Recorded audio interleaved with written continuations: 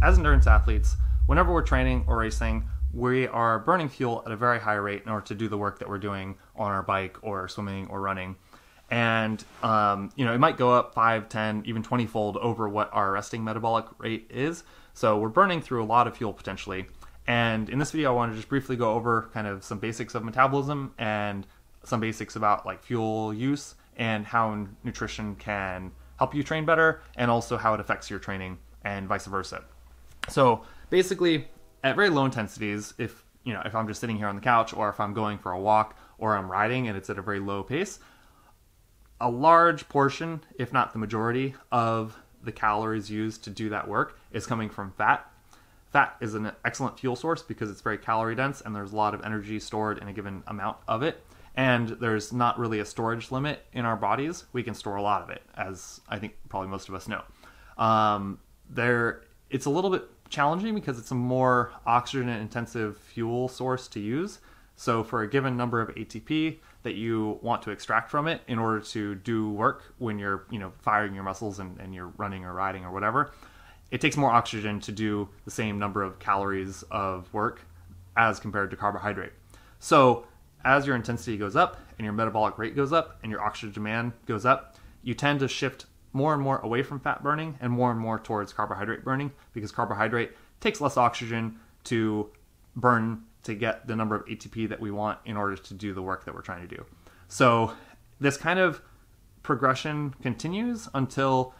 somewhere around your threshold or FTP intensity. You'll see that at that point you're burning basically all carbs and a very trivial amount of fat, and the fat becomes pretty negligible at that point. Any intensity at or above threshold or FTP intensities is going to basically burn the vast majority of those calories are coming from stored muscle glycogen, and a little bit of that is coming from blood glucose that's circulating. And that at least can be replenished, but the muscle glycogen can't be replenished while you're training because you're actively burning it. And the only time it's going to be replenished is after your training session when you're resting and you have a big carbohydrate-rich meal, and then you have those, that fuel available to store it when you're resting. But while you're training, you can take in carbs to help maintain intensity longer and train longer than you would otherwise if you didn't eat. So this is pretty key because if you're doing a lot of high intensity work, if you're doing aerobic capacity intervals, anaerobic capacity intervals that are like well above your threshold, or if you're doing a lot of volume of threshold work and you're anywhere between like 95 and 100 or 105% of what you would regard your FTP to be, pretty much all of that work is going to be using a lot of muscle glycogen and a little bit of blood glucose, and you're really going to torch a lot of fuel pretty quickly. And so you definitely want to have a high enough carbohydrate diet generally so that you have fuel available to do those efforts. And when you're doing them, depending on the length of the workout and the intensity of the workout, you want to have anywhere from 150 to 300 calories per hour of mostly carbohydrate coming into your body so that you can maintain intensity for longer periods and get higher quality training in. And if you take in, let's say 200 calories per hour or 300 of mostly carbohydrates when you're training, that means that you're going to be in a little bit less of a calorie hole at the end of this training session, and it will facilitate quicker recovery after that training session. Yeah, so I think that's some of the basics. I think one thing that I also wanted to point out was that when we're training, when we take in calories, we kind of just use them as they're coming in. And there's a limit to how much you can take. You can't take in like 1,000 calories per hour and actually absorb it and use it while you're training, because so much of your effort is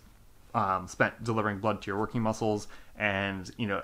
consuming a big meal is not going to go well while you're training. I think most of us know this. But while we're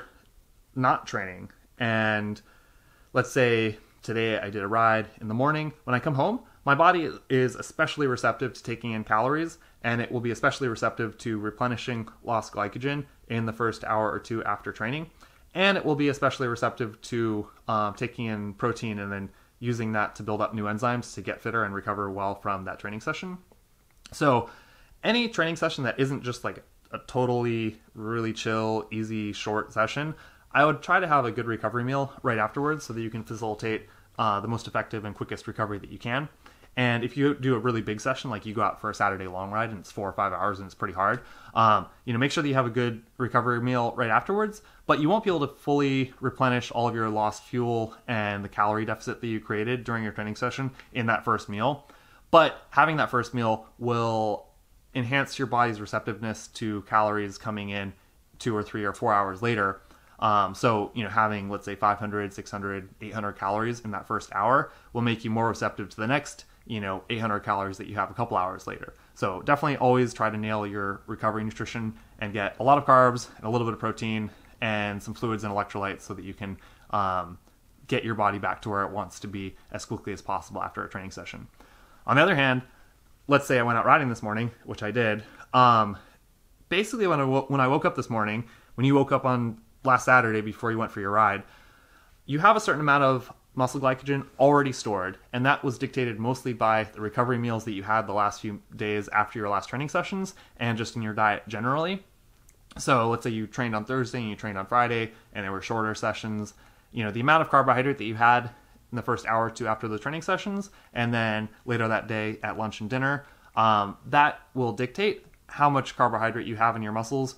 overnight on Saturday. When you wake up on Saturday morning, whatever time you're riding, whether you're going like at the break of dawn at 6:30 or 7, or you're going at 9,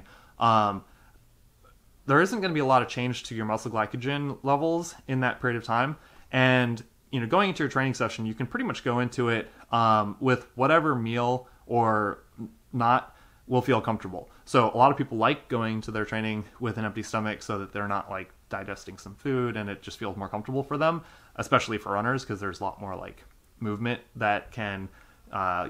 yield an upset stomach more easily. So I would definitely experiment with trying, a light meal that has a little bit of protein and fat and carbohydrate, and it's just kind of, I don't want to say bland because that maybe has a connotation about flavoring, but I would ideally want it to be a light meal that is going to process very easily and is not going to feel bulky and it's not going to sit around in your stomach very long. And I would generally encourage people to not have just a really high carbohydrate, really quickly digested, really starchy meal, because if you have something like that, so like you just had 1 or 2 bagels or a stack of pancakes, you're just going to have this carbohydrate bomb going into your gut, and then that will quickly get digested. It'll dump a lot of glucose into your blood, and then your body, in order to process that glucose, is going to release a lot of insulin so that you're into this like very efficient storage, period of time where you have a lot of glucose and you have a lot of insulin to shuttle out of your blood and store it. And if you already had recovered well the last few days, you have a good bit of muscle glycogen already. So you're ready to train. Adding a little bit more immediately before training isn't going to do a ton to like make you ride longer or more intensely, but it will shift your metabolism drastically away from fat and much more, and it'll make you much more reliant on carbohydrate. So when you hop on your bike, you're immediately burning a lot of carbs and very little fat because your hormones are dictating that is the case. As opposed to, let's say, 2 or 3 hours into your ride, you have much lower levels of insulin and you have much higher levels of glucagon, which is the antagonist hormone to insulin. And glucagon helps drive the breakdown of muscle glycogen and the breakdown of carbohydrates for fuel burning. And so that's kind of the state that you want to be in 2 or 3 or 4 hours into a training session. And if you go into a training session, in the morning on whatever day it is, and you have little or no carbohydrate beforehand, you won't see that big spike in insulin immediately before your training session. And so you can go into it already kind of primed to burn fat and carbohydrate in proportion to the intensity of the effort, and not just burning. It doesn't force your body to burn a lot of carbohydrate just because that's what the hormonal situation that you created based on the meal that you had. So in general, because most of your recovery happens and the replenishment of glycogen happens in the hours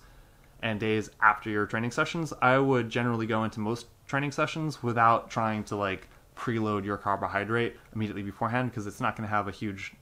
net impact on how that training session goes. And I would mostly just focus on going into your training sessions or your races feeling comfortable. And if you want to have a meal or you want to have something in your stomach, go for something that feels good to you, that is not too substantial. And if you feel better not eating beforehand and you just want to have a coffee and then go out and go riding, go ahead and try that.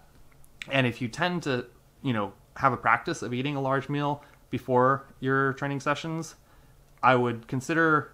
experimenting with reducing the quantity of the meal that you're having before your session and see how you feel and see if your body can adapt. Because in general, I think that it will be more effective if you have a very light meal, or in some cases nothing at all before going out and training. Anyway, I found that to be a very effective strategy for myself in training and racing, and nowadays I very rarely eat much